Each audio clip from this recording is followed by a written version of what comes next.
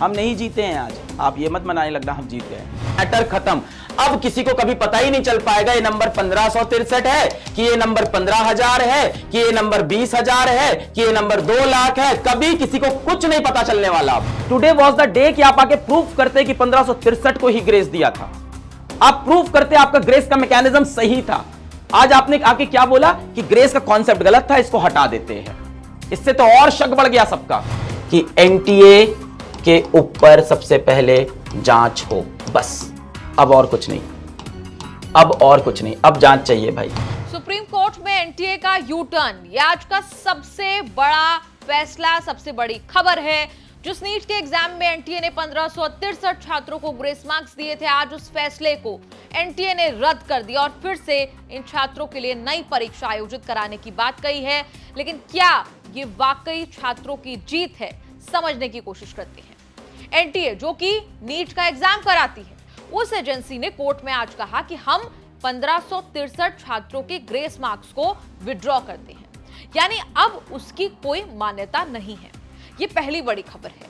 अब दूसरी बड़ी बात सुनिए, जब ग्रेस मार्क्स वापस ले लिए तो फिर 1563 उम्मीदवारों का क्या होगा। इस पर एनटीए ने एक और बड़ा फैसला सुना दिया। कहा कि अब इन 1563 छात्रों को फिर से परीक्षा देने का विकल्प दिया जाएगा। अब तीसरी बड़ी बात सुनिए, ये परीक्षा कब होगी। ये परीक्षा होगी 23 जून को। इसका रिजल्ट कब आएगा? रिजल्ट आएगा 30 जून तक घोषित इसे कर दिया जाएगा। अगर इन 1563 छात्रों में से कोई 23 जून वाली परीक्षा में ना बैठे तो क्या होगा? छात्रों के पास विकल्प रहेगा, या तो 23 जून को दोबारा परीक्षा दे सकते हैं या फिर उनका पुराना स्कोर ही उनका फाइनल स्कोर माना जाएगा माइनस द ग्रेस मार्क्स।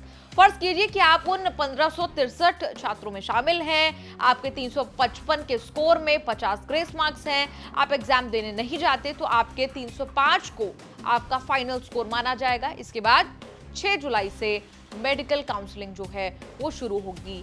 शायद आपको हम सबको यही लगता है कहानी यही खत्म हो जाती है, लेकिन नहीं। पिटिशनर ऑफ फिजिक्स वाला के फाउंडर अलक पांडे के मुताबिक कोई जीत नहीं हुई है। अलक ने कहा कि जो एनटीए 24 घंटे पहले तक रट लगाए बैठा था कि ग्रेस मार्क्स आंसरिंग एफिशिएंसी के आधार पर दिए गए, तो कोर्ट में आते ही बिना बहस के कैसे फैसला सुना दिया। अलग की माने तो एनटीए ये बात सामने नहीं आने देना चाहता कि असल में ग्रेस मार्क्स 1500 को दिए गए हैं या 15 लाख को दिए गए हैं। 24 घंटे पहले उनका एफएक्यू जारी हुआ, उसमें भी एनटीए क्या लिख रहा है? उसमें भी एनटीए 24 घंटे पहले भी अभी तक वो यही लिख रहे थे कि ग्रेस नंबर आंसरिंग एफिशिएंसी पे है, एपेक्स कोर्ट के फैसले पे है। अगर आपको इतना बिलीव था तो आप जब आए कोर्ट में तो आपने आर्गुमेंट भी नहीं की। वो पहले से मन बना के आए थे कि हम 1563 वाले मुद्दे को दबा देंगे और आते ही बोल देंगे कि 1563 बच्चों को जो ग्रेस दिया है सर ये बात हटा देते हैं, ग्रेस खत्म कर देते हैं, मैटर खत्म। अब किसी को कभी पता ही नहीं चल पाएगा ये नंबर 1563 है कि ये नंबर 15,000 है कि ये नंबर 20,000 है कि ये नंबर 2 लाख है। कभी किसी को कुछ नहीं पता चलने वाला। अब खत्म, यही दबा दिया कि 1563 ग्रेस नंबर को दबा देते हैं कि क्या ग्रेस नंबर नहीं देंगे सर, खत्म। तो फिर क्यों लड़ रहे थे आप 10 दिन से ग्रेस नंबर के ऊपर? फिर क्यों दिया ग्रेस नंबर? और ये ग्रेस नंबर इन्होंने बताया नहीं था, पकड़ा गया था।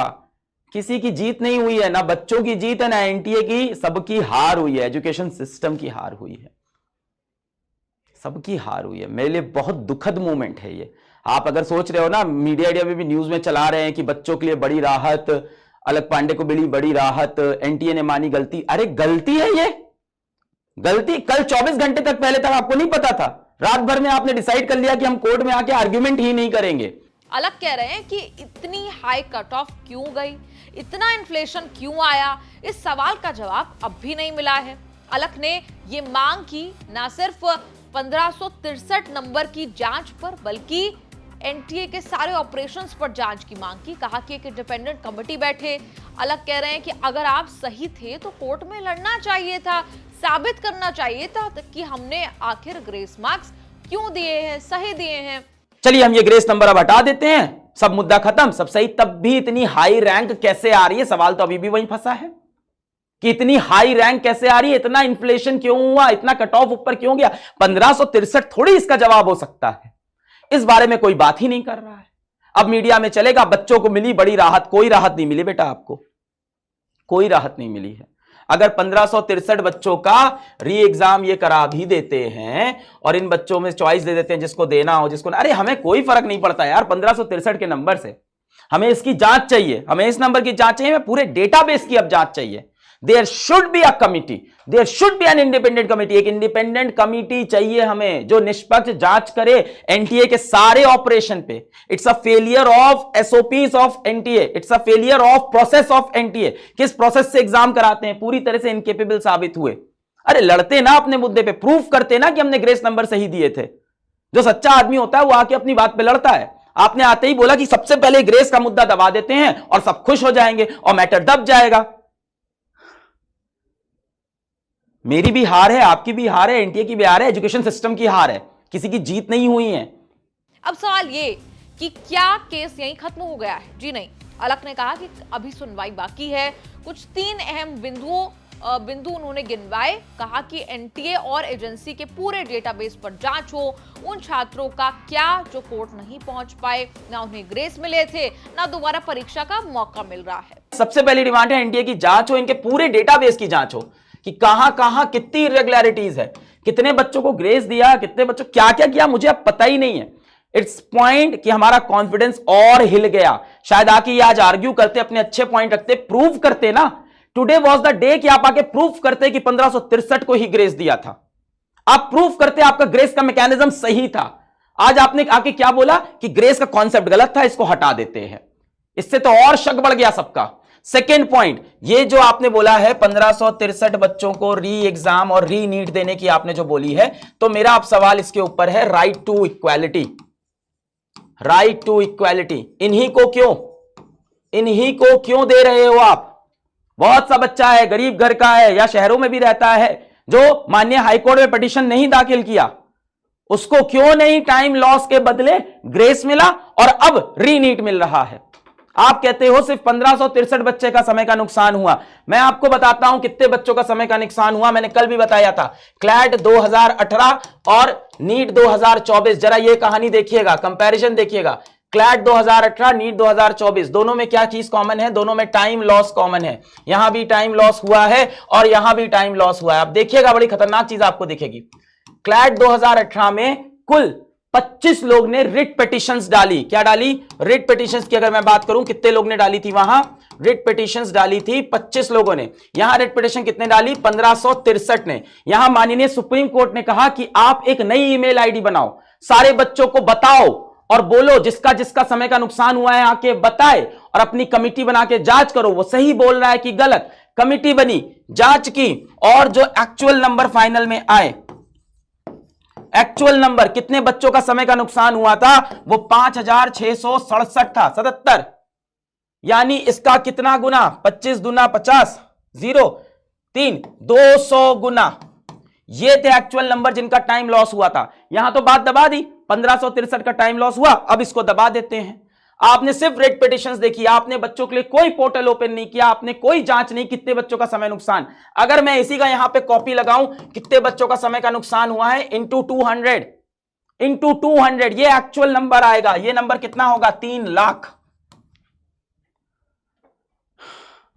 3 लाख। 5 मई को जब देश भर में नीट का एग्जाम हुआ तो आरोप लगे पेपर लीक के। पटना में कुछ गिरफ्तारियां भी हुई थी, उसके बाद मामला गायब सा हो गया। अलक पांडे का कहना है कि पेपर लीक का मामला दबना नहीं चाहिए। तीसरी बात, अपना पेपर लीक, यह मुद्दा आज भी जिंदा है। पेपर लीक आज भी जिंदा है। और मैं आपको बताऊं, माननीय सुप्रीम कोर्ट ने आज यह बोला है कि अगर काउंसलिंग हो भी जाती है और उसके बाद भी प्रूव हो जाता है कि पेपर लीक है, तो सुप्रीम कोर्ट के पास सारी ताकतें हैं चीजों को सही करने की। मेरे अब ये 3 टॉपिक बचे हुए हैं, मेरे ये 3 पॉइंट है। मैं लंबे लंबे इंटरव्यूज दे रहा हूं टीवी पे, लंबे लंबे यहां वीडियोस बना रहा हूं। अब मेरे ये 3 पॉइंट बचे हुए हैं कि एनटीए अगर आज पूरी तरह से एक्सपोज हुआ है, अगर आज पूरी तरह से एनटीए एक्सपोज हुआ है, तो इसकी जांच नहीं बनती है क्या? और कितनी चीजें ऐसी कर रहा होगा जो हमें पता नहीं चलती होगी? क्या पहले कोई सुप्रीम कोर्ट लेके गया इनको? नहीं गया।